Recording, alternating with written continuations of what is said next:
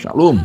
Tema yang menjadi renungan pada hari ini adalah diperlengkapi untuk setiap perbuatan baik, yang terambil dari 2 Timotius 3 ayatnya yang ke-10 sampai 17. Dengan judul perikop di dalam firman Tuhan adalah iman bertumbuh dalam penganiayaan dan dalam pembacaan kitab suci. Sahabat Kristus di mana saja, firman Tuhan ini begitu membuat kita harus bekerja keras.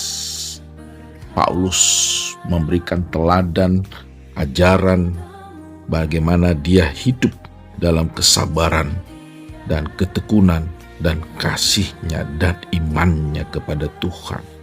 Di tengah-tengah dia menderita dan sengsara dalam pelayanannya. Semua penganiayaan itu membuat dia kuat dalam Tuhan dan imannya terus bertumbuh, dan dia tetap beribadah kepada Kristus sekalipun dia menerima penganiayaan. Bagaimana dengan hidup kita?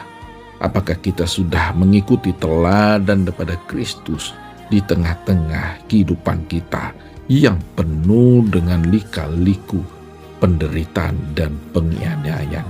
Jangan-jangan kita tidak mau masuk dalam penderitaan bersama Kristus. Kita hanya mengambil hidup di dalam kehidupan zona nyaman.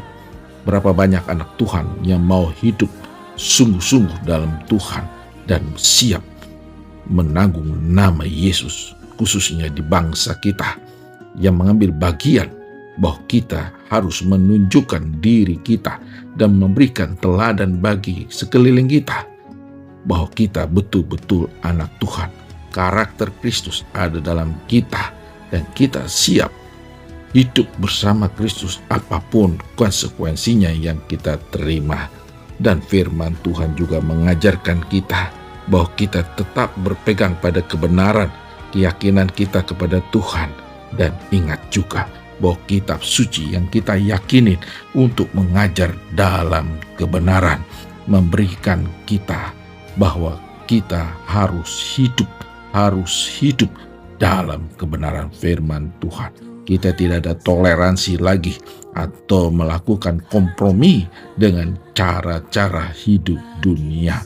Dan ingat apa yang dikatakan Paulus dalam 2 Timotius 3 ayatnya ke-10 sampai 17, bahwa iman juga perlu ditunjukkan dalam kehidupan kita.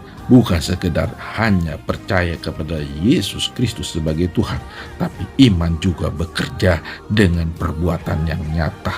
Bukan sekedar saya percaya kepada Tuhan saya Yesus Kristus, tapi perbuatan kita tidak menunjukkan kita orang-orang percaya.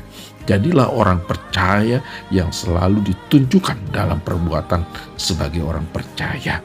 Dan kita harus mengikuti teladan-teladan Kristus dalam diri kita, sehingga banyak orang tertarik dengan kehidupan kita, dan kita memberikan teladan dan ajaran kepada banyak orang, sehingga banyak orang diselamatkan melalui kehidupan kita.